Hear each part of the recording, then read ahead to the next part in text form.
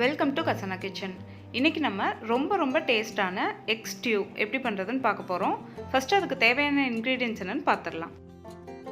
ஒரு பெரிய வெங்காயம் நீளமாக நறுக்குனது, சின்ன துண்டு இஞ்சி நீளமாக நறுக்கி வச்சுக்கோங்க, 2 பச்சை மிளகா, கறிவேப்பிலை, ஒரு தக்காளி சின்னதாக நறுக்குனது, 1/4 டீஸ்பூன் மஞ்சள் தூள், 1/4 டீஸ்பூன் கரம் மசாலா தூள், 1/2 டீஸ்பூன் மிளகு பொடி, 1 கப் தேங்காய் பால், 3 வேக வச்ச முட்டை, 1 டேபிள் ஸ்பூன் நெய், 8 முந்திரி.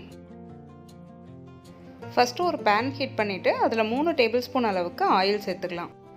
எண்ணெய் சூடானதும் அதில் நம்ம நீளமாக நறுக்கி வச்சுருந்தோம் இல்லையா இஞ்சி, 2 பச்சை மிளகா இதே மாதிரி நீளமாக நறுக்கி உள்ளே சேர்த்துக்கோங்க.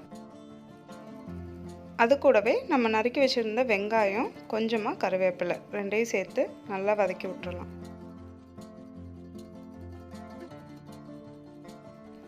வெங்காயம் ஓரளவுக்கு வதங்கினதும் அதில் நம்ம சின்னதாக நறுக்கி வச்சுருந்தோம் இல்லையா ஒரு தக்காளி, அதை சேர்த்துக்கலாம்.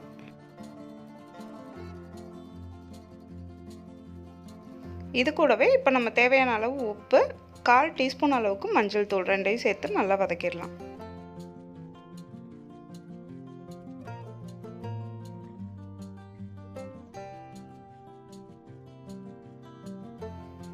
வெங்காயமும் தக்காளியும் இப்போ நல்லா வதங்கிருச்சு. இது கூட நம்ம எடுத்து வச்சிருந்த தேங்காய் பாலை சேர்த்துடலாம். இதை ஒரு வாட்டி கலந்து விட்டுருங்க. இது கூடவே 1/4 டீஸ்பூன் அளவுக்கு கரம் மசாலா, 1/2 டீஸ்பூன் மிளகுத்தூள் ரெண்டையும் சேர்த்துக்கலாம். இது எல்லாத்தையும் ஒரு வாட்டி நல்லா கலந்து விட்டுருங்க.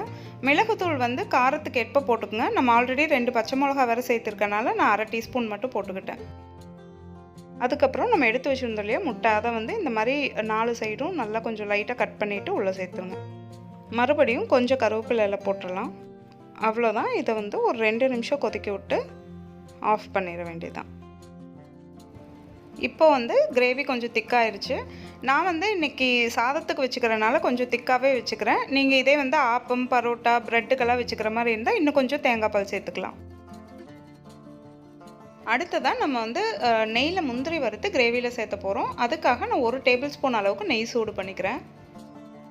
அதில் ஒரு 7-8 முந்திரி போட்டு அந்த நெய்யில் நல்லா வறுத்துக்கலாம். வறுத்த முந்திரியை நெய்யோடு சேர்ந்து நம்ம கிரேவியில் சேர்த்துடலாம். அவ்வளோதான், நம்ம ஸ்டியூ ரெடி ஆயிடுச்சு. இதை சூடாக சாதத்தோடு வச்சு சாப்பிட்றதுக்கு ரொம்ப டேஸ்ட்டாக இருக்கும்.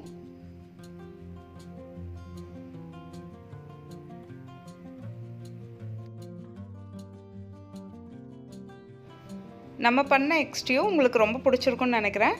கண்டிப்பாக இந்த ரெசிபி உங்கள் வீட்டில் ட்ரை பண்ணிவிட்டு எனக்கு ஃபீட்பேக் கமெண்ட்டில் சொல்லுங்கள்.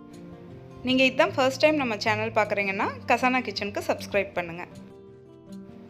Happy cooking.